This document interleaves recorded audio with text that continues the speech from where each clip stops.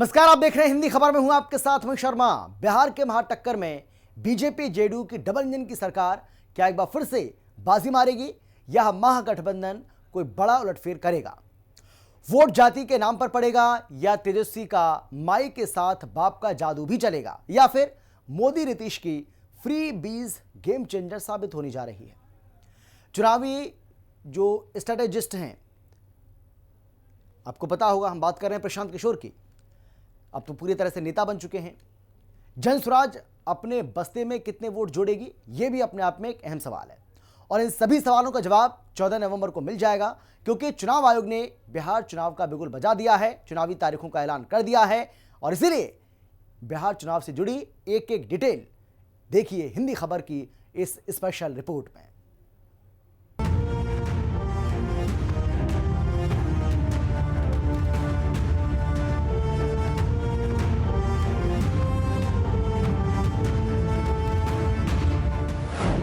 हो जाइए तैयार, शुरू होने वाली है जंगे बिहार। 14 नवंबर को बिहार में तेजस्वी या नीतीश कुमार। बिहार में 243 सीट की महाटक्कर, आ गया चुनावी कैलेंडर।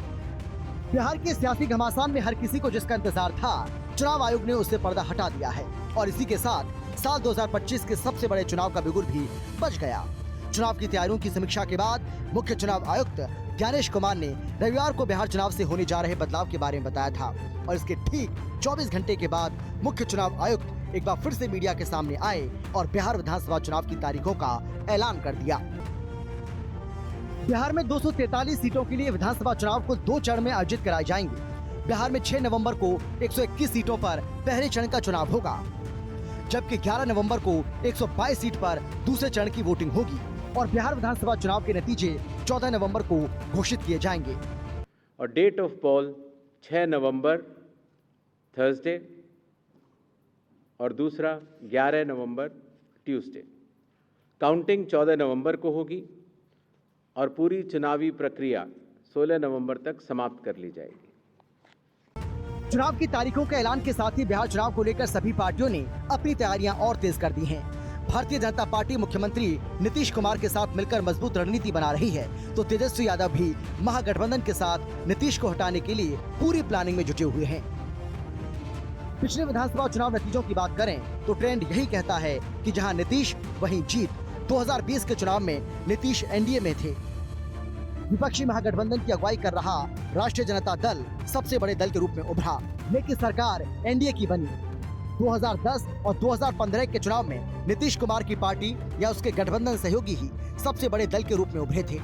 ऐसे में बीजेपी को पूरी उम्मीद है कि एक बार फिर बिहार में नीतीश सरकार बनेगी, जबकि महागठबंधन भी अपनी जीत का दावा कर रहा है।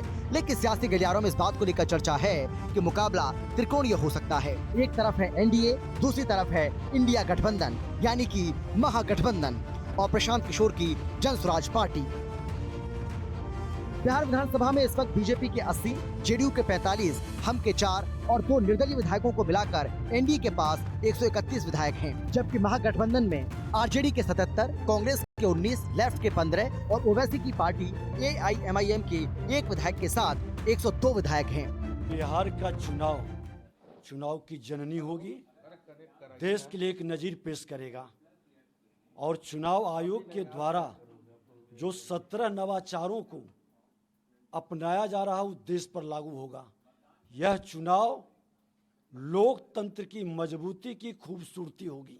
महागठबंधन की सरकार बनने जा रही है। बिहार के लोग जो हैं इस बार चाहते हैं बदलाव हो और जब हम लोग सरकार में आएंगे तो हम लोग ऐसा काम करेंगे जो आज तक इन्होंने 20 साल तक जो इन्होंने नहीं किया, तेजस्वी उसको 20 महीने में करेगा।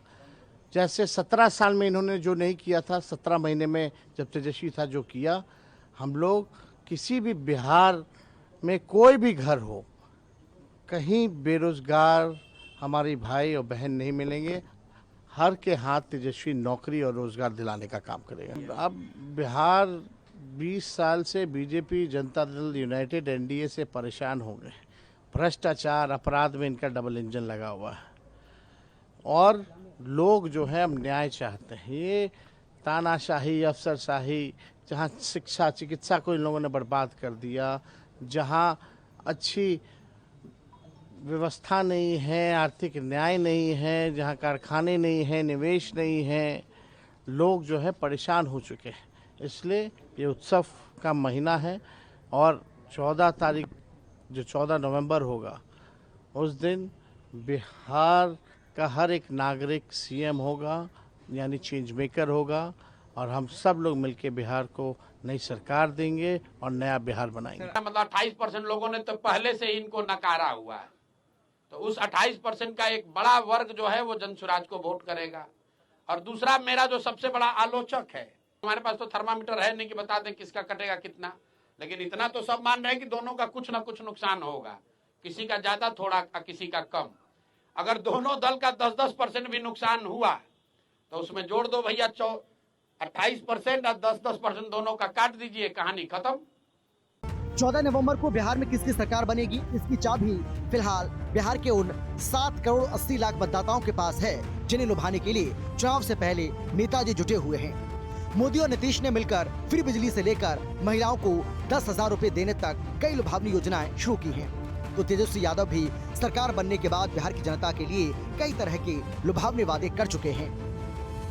30 सितंबर 2025 तक के आंकड़ों के मुताबिक बिहार में कुल 7 करोड़ 43 लाख वोटर्स थे, जो अब अपडेट होकर 7 करोड़ 80 लाख हो गए हैं। इनमें 3 करोड़ 92 लाख पुरुष और 3 करोड़ 50 लाख महिला वोटर हैं, जबकि 1750 ट्रांसजेंडर भी इस बार बिहार चुनाव में अपने मताधिकार का प्रयोग करेंगे। बिहार में 18 से 19 साल के फर्स्ट टाइम वोटर्स की संख्या 14,01,000 है। 20 से 29 साल के वोटर्स की संख्या 1 करोड़ 63 लाख है। 7,20,000 दिव्यांग और 4,04,000 85 साल से ज्यादा उम्र के वोटर्स हैं। इस बार की मतदाता सूची के मुताबिक करीब 41,000 वोटर्स 100 साल या उससे ज्यादा उम्र के हैं, जिनमें 143 मतदाता तो 120 साल से ऊपर के हैं। लोकतंत्र का पर्व है। लोकतंत्र के पर्व के लिए तो हम लोग स्वागत कर रहे हैं इलेक्शन कमीशन ऑफ इंडिया का। बिहार की जनता के बीच में काम के आधार पर, बिहार के विकास पर जनता के बीच में एनडीए चुनाव में जाएगा। पूर्ण रूप से हम लोग तैयार हैं। जनता के बीच में चुनाव में हम लोग अपने काम पर जा रहे हैं, तो काम के आधार पर जाएंगे तो स्वाभाविक है जनता के बीच में। आज माननीय चुनाव आयुक्तों द्वारा, जिसमें मुख्य चुनाव आयुक्त भी थे, और उनके द्वारा आधिकारिक घोषणा के बाद मैं समझता हूं बिहार चुनाव का आज आगाज हो गया। मॉडल कोड ऑफ कंडक्ट, हालांकि बहुत सारी विसंगतियां रही, आखिरी वक्त तक इसका उद्घाटन हो जाए, उसका रिबन कट जाए, कटे हुए का रिबन फिर से कट जाए, बहरहाल ये सारी शिकायतें तो अब जनता के समक्ष ही होंगी। लेकिन महत्वपूर्ण ये है एक पहलू कि हमें ये ध्यान रखना चाहिए कि हमें इलेक्शन कमीशन के रूप में पुराना रेफरी चाहिए, जो रेफरी की भूमिका में हो, पार्टी न बने, ये महत्वपूर्ण है। और हम लगातार इस बात को कह रहे हैं कि माननीय मुख्य चुनाव आयुक्त से भी कहा है, अन्य चुनाव आयुक्तों से भी कहा है, ये जो नफरत की जुबान बोली जाती है उसके लिए आपको बहुत ही अपने प्रोविजंस का इस्तेमाल करना होगा। कोई कितनों बड़े उच्च पद पर बैठा हुआ हो, उसको उसकी सजा मिलनी चाहिए, क्योंकि समाज में जहर बो करके कोई चुनाव जीतने की कोशिश करे, इस प्रक्रिया पर, इस परिपाटी पर विराम लगना। चुनाव का वो तो होना ही है और हम अपने जनशक्ति जनता दल की तरफ से उसको हम लोग फेस करेंगे, उसको लड़ाई को लड़ने का काम करेंगे। बिहार विधानसभा चुनाव में चाहे एनडीए हो या फिर महागठबंधन, हर किसी की कोशिश महिला मतदाताओं को अपनी तरफ साधने की है। महिला मतदाताओं की संख्या ही है जिसे अपनी तरफ आकर्षित करने के लिए राजनीतिक दल जी जान से लगे हुए हैं। और ये भी कहा जा सकता है कि बिहार में महिला मतदाता का नया वोट बैंक आकार ले रहा है। बिहार के राजनीतिक परिदृश्य को देखा जाए तो हाल फिलहाल के दिनों में सबसे बड़ा निर्णायक परिवर्तन महिला मतदाताओं का है। बिहार में आरक्षण पहले से ही वोट बैंक रहा है। राज्य सरकार के द्वारा जब जातीय सर्वे कराया गया तो ये बात सामने आई थी कि ये समीकरण भी एक वोट बैंक है। वहीं धार्मिक समीकरण भी वोट बैंक का आकार ले चुका है।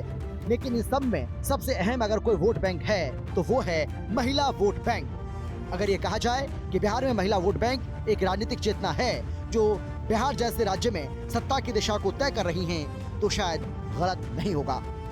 और यही वजह है कि चाहे नीतीश हो या फिर तेजस्वी, आधी आबादी को साधने में कोई कसर नहीं छोड़ रहे हैं। पिछले कुछ दिनों में सीएम नीतीश कुमार ने बिहार के हर महिला वर्ग के लिए कुछ न कुछ घोषणा जरूर की थी। इनमें जीविका दीदी, आशा वर्कर से लेकर के आंगनबाड़ी महिलाएं तक शामिल थी। सीएम ने बिहार की महिला शिक्षिकाओं की कई मांगों को भी मान लिया था। बिहार में बड़ी संख्या में महिला शिक्षिका कार्यरत हैं। तो राज्य की प्रमुख विपक्षी पार्टी राष्ट्रीय जनता दल ने माई बहन योजना के बारे में घोषणा की थी, जिसके बाद कांग्रेस पार्टी ने भी इस पर अपनी मुहर लगाई। इस तारीख का हमें काफी लंबे समय से इंतजार था। 15 साल का लालू राबड़ी जी का राज और 20 साल का नीतीश कुमार के नेतृत्व में एनडीए का राज, उसके बीच में चुनाव होगा और हम 200+ सीट जीतेंगे। चूंकि उनके पास वोट चोरी का इल्जाम लगाने के अलावा कोई नारा नहीं है।